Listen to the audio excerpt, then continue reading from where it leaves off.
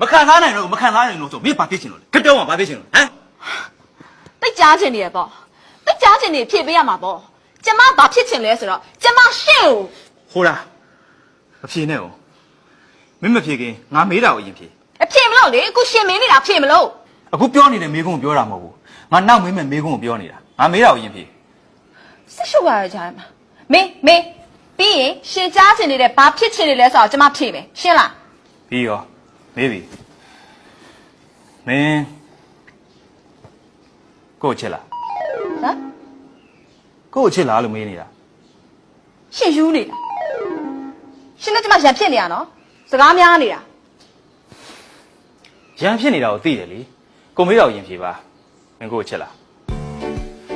သွားစမ်းမှာအဓိပ္ပာယ်မရှိရကလေးကလေးလာပြောမနေနဲ့ဟောအဓိပ္ပာယ်ရှိရပါဘောတိတ်ကိုအဓိပ္ပာယ်ရှိလို့ကိုမေးနေတာကိုချစ်လား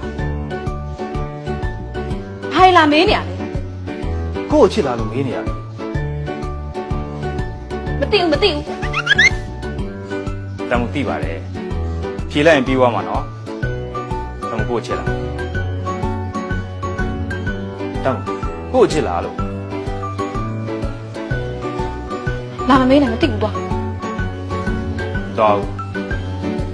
ဖြေမကြမချင်းဘူးရောကိုချစ်လားတမ်းကိုချစ်လားလို့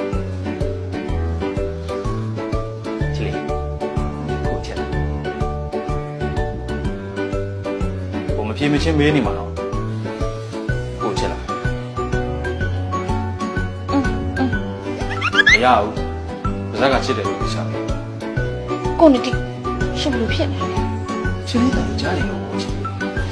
ဖြေပါကိုချစ်လားချစ်တယ်ရှင်ချစ်တယ်ကဲပြီးပြီဘာမှဖြစ်စရာမလိုတော့ဘူးချစ်လေးလည်းကိုချစ်တယ်ကိုလည်းချစ်လေးကိုချစ်တယ်ခုနကတော့ချစ်လေးကိုရန်သူကြီးတယောက်လို့ပြောဆောင်အောင်ငန်းပြီဘူးချစ်လေးကဘာထူးလို့လဲကိုတစိမ့်လိုပဲပြန်ပက်နေ